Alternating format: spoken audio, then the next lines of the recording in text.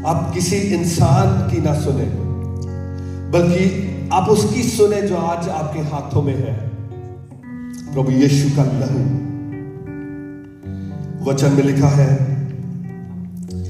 कि यीशु का लहू, जीसस का लहू स्पीक्स बेटर वर्ड। वो बेटर वर्ड बोलता है उसके लहू से, जो एबल का लहू है वो उससे महान शब्द बोलता है, उसे बेटर वर्ड बोलता है। बल्कि सबसे बेटर वर्ड, सबसे बेस्ट वर्ड जो बोलता है वो ये लहू बोलता है। क्योंकि जब एबल का लहू बोलता है, जो उसके भाई ने बहा दिया उसका लहू, कैन ने जब एबल का लहू बहाया, तो वचन में लिखा है वो लहू बोलता है और वो लहू कहता है गिल्टी गिल्टी गिल्टी, दोषी दोषी दोषी। वो बोलता है, वो जजमेंट को बोलता है। मगर जब यीशु का लहू बोलता है जो आपके हाथों में है, वो बोलता है ग्रेस ग्रेस ग्रेस, गुनाहों से माफी माफी माफी। वो बेटर वर्ड बोलता है, एबल के लहू से बेटर वर्ड बोलता है। ट्रस्ट मी, जो आपके हाथों में है ये पावरफुल है। धरती पर बहुत सारे लोग हैं, मिलियंस एंड मिलियंस ऑफ लोग हैं। कुछ अविश्वासी हैं, कुछ विश्वासी हैं जो इस लहू की कीमत को नहीं समझते, उनको इसकी वैल्यू नहीं पता। बहुत कम लोग हैं जिनको इस लहू की वैल्यू का पता है। ये वैल्यूएबल है, इसकी वैल्यू लाखों करोड़ों रुपयों से ज्यादा है। हीरे मोती जवाहरात, हर चीज से ज्यादा वैल्यू इस लहू की है, क्योंकि ये परमेश्वर यहोवा का लहू है। ओल्ड टेस्टामेंट में जब हम देखते थे, जब कोई गुनाह करता था तो वो कोई भेड़ लेके जाता था, कोई बकरी लेके जाता था, कोई कबूतर लेके जाता था, कोई कुछ लेके जाता था और लहू बहाया जाता था। जब सोलोमन जा रहा था, जब वो टेंपल को परमेश्वर यहोवा के आगे डेडिकेट करने जा रहा था, उसने 20,000 बैलों का लहू बहाया, कुर्बानी दी। मगर वो 20,000 बैलों का लहू, सोच के देखें कितना लहू था जो बह गया, मगर वो लहू एक इंसान को भी सेव नहीं कर पाया, एक इंसान को भी बचा नहीं पाया, उसके पापों को मिटा नहीं पाया। मगर उसके बाद में आदम आया। अगर उससे पहले देखें, आदम जो पहला आदम था वो आया जब उसने गुनाह किया, तो सिन जो पाप था उसके लहू में आ गया। फिर परमेश्वर यहोवा ने एक शीप का लहू बहाया और उसके लिए सैक्रिफाइस किया, मगर वो भी लहू इनफ नहीं था, क्योंकि उस पाप के द्वारा एक वायरस आया और वो वायरस उस ब्लड में आया जो एडम के ब्लड में था। और जैसे जैसे वो ब्लड इंसानों में आता गया, वो वायरस भी, जो सिन का, जो पाप का वायरस है, वो ट्रांसफर होता गया और वो बढ़ता गया। हर एक इंसान के ब्लड में वो वायरस आता गया। और अगर आप अपनी बॉडी को देखें, आपकी हड्डियां, आपके मसल्स, वो एक जगह पे रहते हैं, वो मूव नहीं करते, वो स्टेशनरी है। मगर एक चीज है जो आपके बॉडी के अंदर मूव करती रहती है, सर्कल करती रहती है, वो है आपका ब्लड। वो ब्लड है जो मूव करता है, वो ऑक्सीजन हर बॉडी के पार्ट तक लेके जाता है, वो न्यूट्रिएंट्स लेके जाता है। और वो जो ब्लड है वो आपकी बॉडी को चलाता है, आपकी बॉडी की जो लाइफ है आपके ब्लड में है। इसलिए परमेश्वर ने इजरायलियों से कहा था कि तुम मांस तो खाओ मगर कभी किसी पशु का लहू मत पीना, क्योंकि उसकी जान, उसका प्राण उस लहू में है। आपका प्राण आपके लहू में है। इसीलिए जब किसी इंसान में से लहू बह जाता है, लहू फिनिश हो जाता है, तो वो लाइफलेस हो जाता है। ऐसे ही होता है, जब एक इंसान में से लहू फिनिश हो जाता है, वो ब्लडलेस हो जाता है, तो वो लाइफलेस हो जाता है। और जब एक चर्च ब्लडलेस हो जाती है, तो वो चर्च भी लाइफलेस हो जाती है। जो चर्च परमेश्वर के लहू पे नहीं बनी, इसलिए वो लाइफलेस चर्च होती है।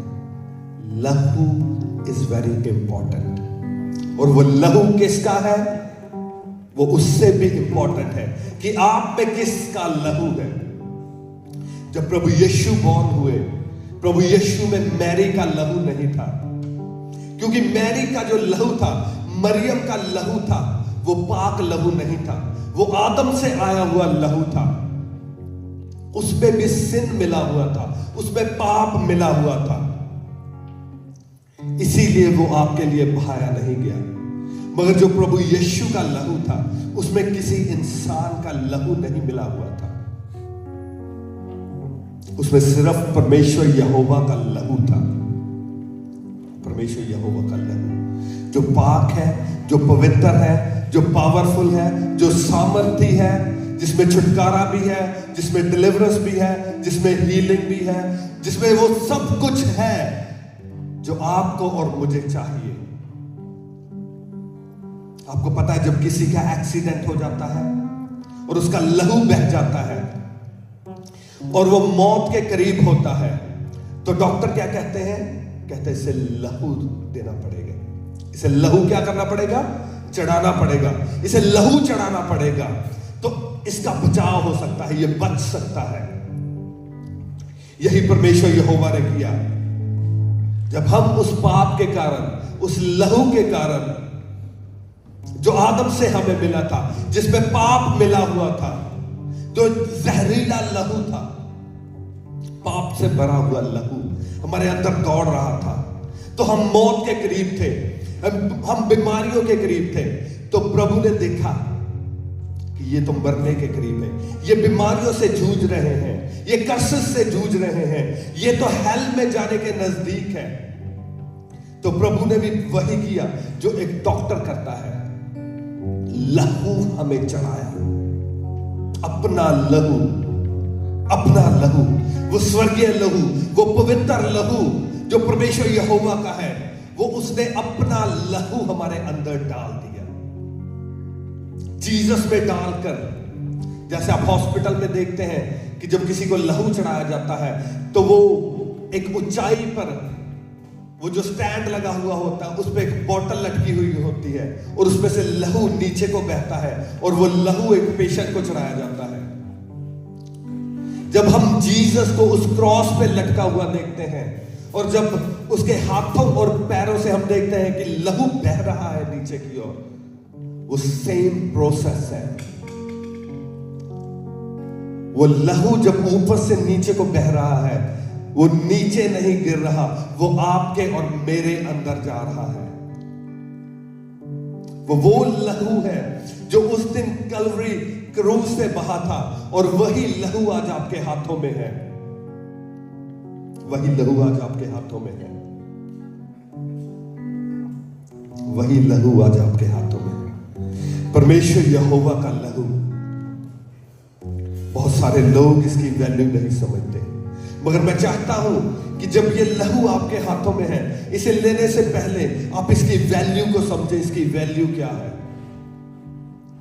क्योंकि परमेश्वर के वचन में लिखा है कि जो कोई इसको सही रीति से लेता है, उसके लिए तो ये छुटकारा है, ये साल्वेशन है, ये मुक्ति है, ये आपको स्वर्ग में ले जाएगा। मगर जो कोई इसको बिना, अपने आप को बिना जांचे और परखे परमेश्वर यहोवा के लहू को लेता है, वो अपने ऊपर भी कर्ज को लेके आता है और अपनी जनरेशन पर भी कर्सेस को लेके आता है, वो अपनी जनरेशंस के ऊपर भी कर्सेस को लेके आता है। जॉन 3:36 लिखा है, जो पुत्र पर विश्वास करता है अनंत जीवन उसका है, परंतु जो पुत्र की नहीं मानता वह जीवन को नहीं देखेगा, परंतु परमेश्वर का क्रोध उस पर रहता है। हालेलुया। कहता जो परमेश्वर जो पुत्र की नहीं मानता वह जीवन को नहीं देखेगा, परंतु परमेश्वर का क्रोध उस पर रहता है। परमेश्वर का क्रोध, wrath of God, जो बिना जांचे परखे परमेश्वर के लहू को लेता है, वो परमेश्वर के क्रोध को अपने ऊपर लेता है। मगर जो अपने आप को जांच के परख के सही रीति से लेता है, प्रभु ने कहा, इजराइलियों से कहा, कहता आज रात को एक मेमने को मारो और उसका लहू लेकर अपने जो आपका मेन डोर है उस पे लगा दो, ताकि जब वो डेथ एंजल वहां से निकले, परमेश्वर ने कहा जब मैं वहां से निकलूं, और लिखा जब वो डेथ का एंजल वहां से निकले और जिस पोस्ट पे, जिस डोर पे, जिस दरवाजे पे वो लहू को देखेगा, वो उस घर में एंटर नहीं होगा। मगर जहां लहू नहीं होगा, जिस डोर पे, जिस घर के डोर पे ये लहू नहीं लगा होगा, वहां वो डेथ एंजल जाएगा और उनके पहलोठों को मार देगा। That is the power of blood. That is the power of blood. आज परमेश्वर का आत्मा आपसे भी यही कह रहा है। Let me tell you, किसी चर्च की मेंबरशिप, अगर आप किसी चर्च के मेंबर हैं, आप कहेंगे मैं उस चर्च का मेंबर हूं, तो लेट मी टेल यू, उस चर्च की मेंबरशिप आपको नहीं बचा सकती। आप कहेंगे मैं दान दशवांश देता हूं, मैं तो अपना टाइट देता हूं, क्या मैं स्वर्ग में जाऊंगा? नो। आपके दान और दशवांश आपको नहीं बचा सकते, मगर आपको परमेश्वर यहोवा का लहू है जो आपके लिए बहाया गया। सिर्फ एक ही चीज है जो आपको बचा सकती है, वो है परमेश्वर यहोवा का लहू।